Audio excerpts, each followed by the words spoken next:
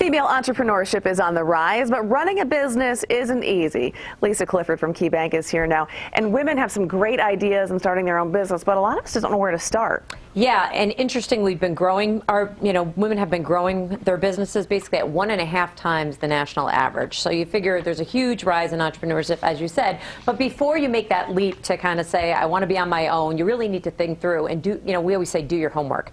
Because, there's a lot of reasons for starting a business. And for women, usually money is not the top reason. It's that freedom, that flexibility, the control, and also to be able to be creative and passionate about what you're doing. But, you also have to make sure, while money isn't the top reason, you got to make sure from an income point of view that you can make this work. And it may be a number of years before your business really starts to make some traction. Now, women tend to wait until they have enough in savings to start their business, but that doesn't have to be the case. There are a lot of other sources out there. There are. So if you look back to 1997, women basically have not, while we've had more women-owned businesses, the average size and average revenues haven't grown as fast. So one of the reasons why that is because basically they're using their own savings. They're less likely to request capital, but there are SBA programs, there's traditional bank financing, economic development programs, lots of resources. But before you do that, you really need to think through what your plan is and come up with a detailed business plan. Okay, so where do you start with coming up with a business plan? Say, okay, I have a great idea, but I don't know where to start. Yeah, you need to practice your pitch. You need to be able to think of like Shark Tank. You need to be able to articulate to people what, investors, whether you're looking for financing, what exactly your target market is, what your audience is, what come up with some realistic projections. So part of the business plan that people always struggle with, and one of the reasons why many loans may get turned down, is because they don't have the detail. So you really, if finances aren't your thing, you want to build your network and you want to really work with either the Small Business Development Center or your banker to come up with some realistic projections. They have to be very specific and accurate.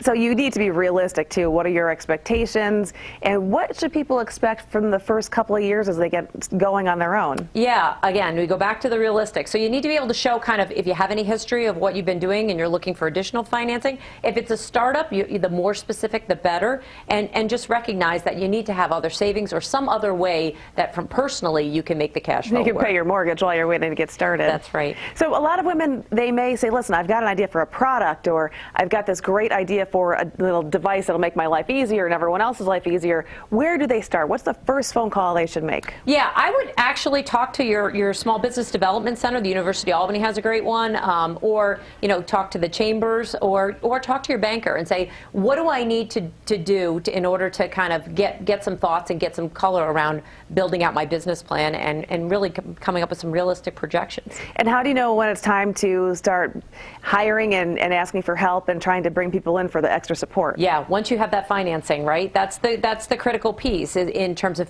looking at your capital expenditures and where you can go for future growth. And building that advisory board is really critical. So having a network and having people that can be objective, can give you advice, and maybe don't have a different skill set than what you have.